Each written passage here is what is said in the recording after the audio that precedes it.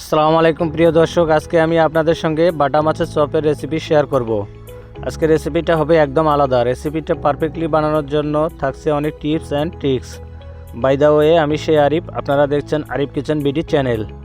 বাটা মাছের চপের রেসিপি বানানোর জন্য আমি এখানে নিয়েছি 6 পিস বাটা মাছ। এগুলোকে আগেই আমি ধুয়ে ভালোভাবে পরিষ্কার করে নিয়েছি এবং মাছের উপরের অংশটা চাকু দিয়ে ভালোভাবে হালকা চিড়ে নিয়েছি। এখন আমি এগুলোকে লবণ, হলুদ এবং আদা রসুন বাটা দিয়ে ভালোভাবে মিক্স করে নেব। সামান্য পরিমাণ দিয়ে দেব রসুন বাটা, সামান্য পরিমাণ দিয়ে দেব আদা বাটা, সামান্য পরিমাণ দিয়ে দেব লবণ,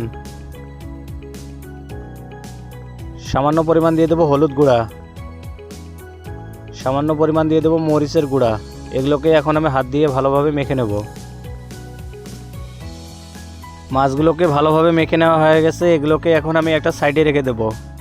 এখন আমি একটা বাটির মধ্যে মশলা এবং বেসনের ব্যাটার তৈরি করে নেব।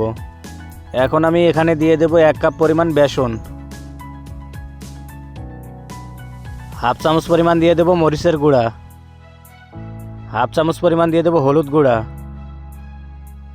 সামান্য পরিমাণ দিয়ে দেব রসুন বাটা, সামান্য পরিমাণ দিয়ে দেব আদা বাটা, সামান্য পরিমাণ দিয়ে দেব জিরার গুঁড়া,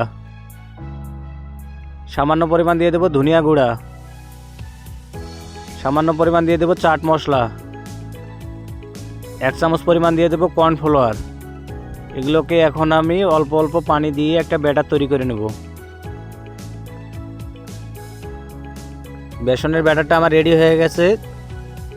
চুলার মধ্যে আমি আগেই কড়াই তুলে দিয়েছি এবং কড়াইয়ের মধ্যে দিয়েছি তেল গরম হওয়ার জন্য। তেলগুলো গরম হয়ে গেছে। এখন আমি ফাইনালি বাটা মাছগুলোকে তেলের মধ্যে ভেজে নেব।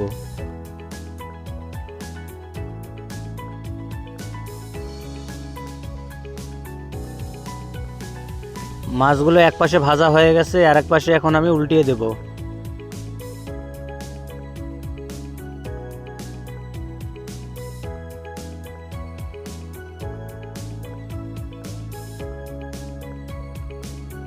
মাছগুলো ভাজা হয়ে গেছে। এগুলোকে এখন আমি একটা প্লেটের মধ্যে তুলে নেব।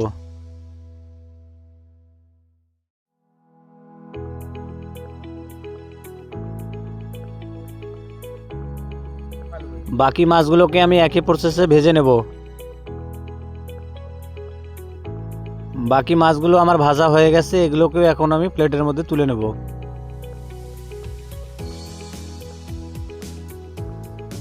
এখন আমি ফাইনালি কুক হওয়ার জন্য মাছগুলোকে বেসনের ব্যাটারের মধ্যে চুবিয়ে তেলের মধ্যে ভেজে নেব।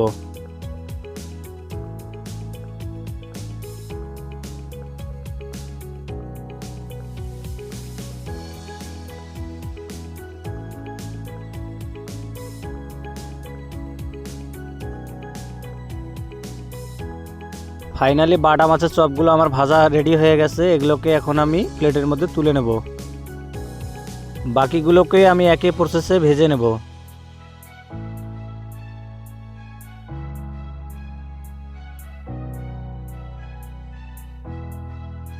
বাকি চপগুলো আমার একই প্রসেসে ভাজা হয়ে গেছে। এগুলোকে এখন আমি তুলে নেব।